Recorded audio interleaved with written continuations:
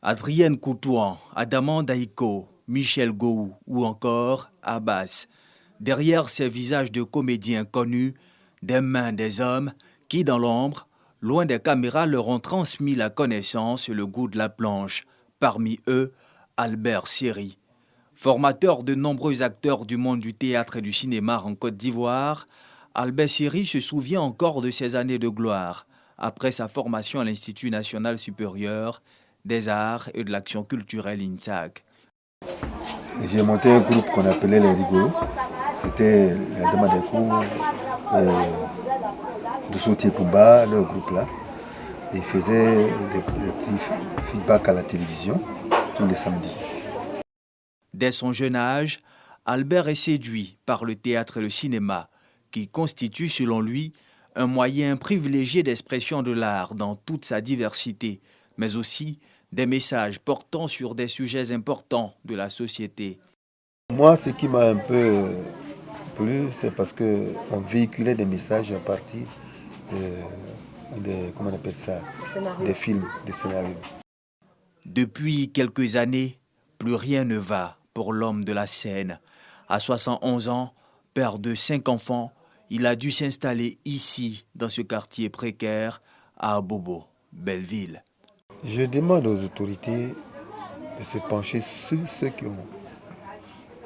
ont déjà fait les premiers pas, qui aujourd'hui n'ont plus la force, mais qui ont quand même des beaux restes, qui peuvent encore exploiter, de nous venir en aide. En attendant l'arrivée de cette aide, qu'il appelle de tous ses voeux, Albert Siri ne s'endort pas sur ses lauriers pour faire face avec sérénité aux nombreuses difficultés auxquelles il est confronté. Il s'est lancé dans un autre domaine d'activité, le sport. Cet après-midi, il a rendez-vous avec ses jeunes joueurs pour une séance d'entraînement. Au terrain d'Abobo Baoulé, toujours dans la commune d'Abobo, après quelques minutes de marche, quand il arrive sur les lieux, ses élèves footballeurs sont déjà en tenue. La séance peut donc démarrer.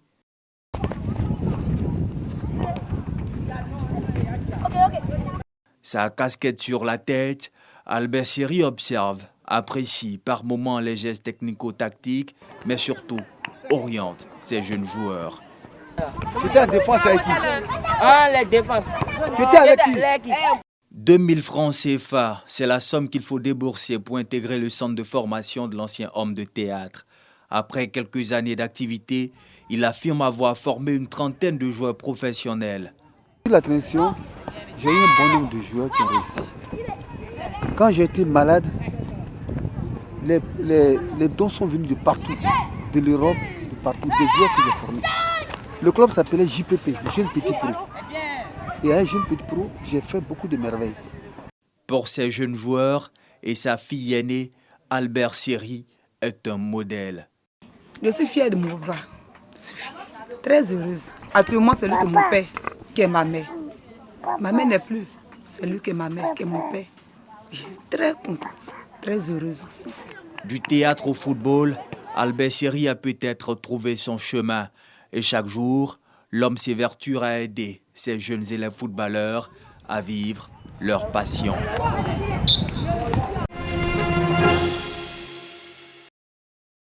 Les espaces frontaliers. Beaucoup de déficits du fait de la non-matérialisation des frontières. Absence ou insuffisance d'infrastructures sanitaires, éducatives, routières et de téléphonie. À cela s'ajoutent les conflits fonciers, l'orpaillage clandestin et bien d'autres. Pour amorcer le développement de ces zones et résoudre les problèmes auxquels ces populations sont confrontées, l'État se donne les moyens d'élaborer une politique nationale de gestion intégrée des frontières. La mise en place de cet instrument que représente la politique de gestion des frontières permettra de dresser l'ensemble des défis, des problèmes qui en découlent et de procéder à l'élaboration d'un plan d'action stratégique. Pour y arriver, il est essentiel de mobiliser l'ensemble des acteurs, tant au plan national qu'international, les institutions publiques, les acteurs privés et la société civile. Partie prenante à l'élaboration de cette politique, la coopération allemande à travers la GIZ et la Commission de l'Union africaine. Toutes s'accordent sur la nécessité de faire des espaces frontaliers des points de brassage et de vivre ensemble. Le gouvernement allemand, fidèle à sa politique de paix et de sécurité, soutient de façon constante et pragmatique les efforts de l'Union africaine dans la mise en œuvre de son programme Frontières dans le cadre de renforcement de la paix et de la sécurité sur le continent africain. Étant donné que l'Union africaine travaille sur ces questions de retour de la paix dans les pays africains, particulièrement au niveau des frontières, c'est ça qui explique l'engagement de l'Union africaine pour la gestion des frontières en Afrique afin que la paix vienne se stabilise sur le continent. Représentant le Premier ministre, président de la CNFCI à cette cérémonie, le ministre de l'Intérieur et de la Sécurité rappelle l'importance de cet instrument pour une bonne gouvernance de tout le territoire. La politique nationale de gestion intégrée des frontières, dont nous procédons aujourd'hui au lancement officiel, est l'outil stratégique de référence en matière de cadrage et de pilotage de la gestion des frontières en Côte d'Ivoire. Cet outil permettra non seulement au gouvernement de connaître l'état des lieux et les défis à ses frontières, mais de donner une nouvelle orientation à travers des stratégies et méthodologies appropriées. Au total, 72 membres de divers organes vont contribuer à l'élaboration de ce document stratégique pour la bonne marche de nos frontières.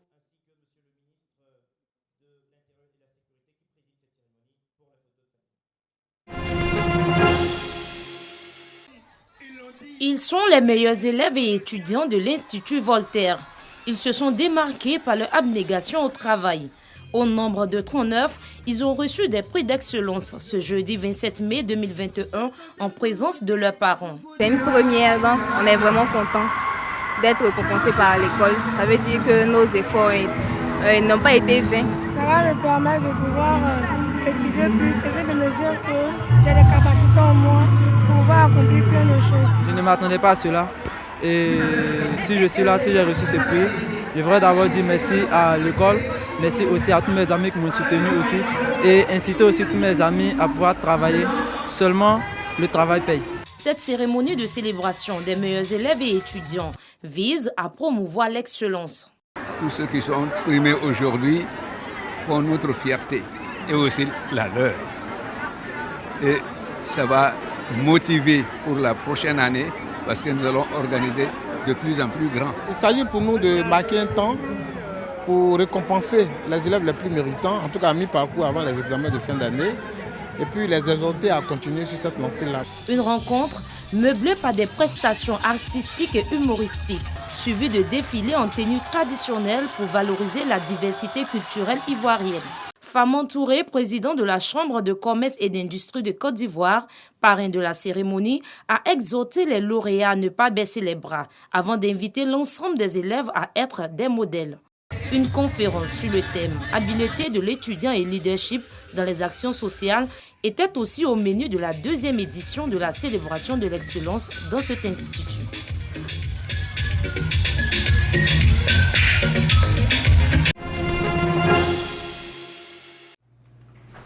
Rio de Janeiro, Brésil.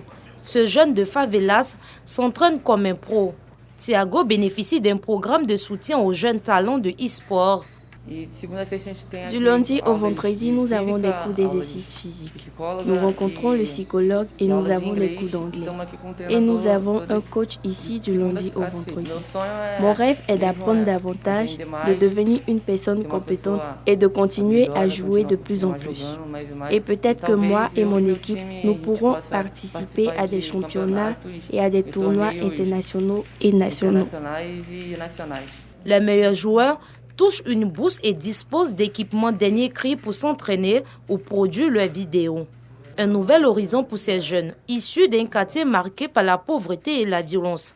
Rejoindre cette équipe a été une surprise car je ne savais pas que j'en avais la capacité. Car il y avait une centaine d'étudiants et j'étais l'un d'entre eux, dont j'étais très heureuse. Et pour moi, qui suis la première femme jusqu'à présent, c'est très surréaliste. Je pense que cela a changé beaucoup de choses dans ma vie. Tant sur le plan financier, je ne sais pas. Je pense que mes objectifs ont changé. D'autres choses sont apparues. Les fondateurs du projet prévoient de l'étendre à d'autres favelas de Rio. Ils vont ouvrir prochainement un nouveau centre dans les quartiers sud de la ville.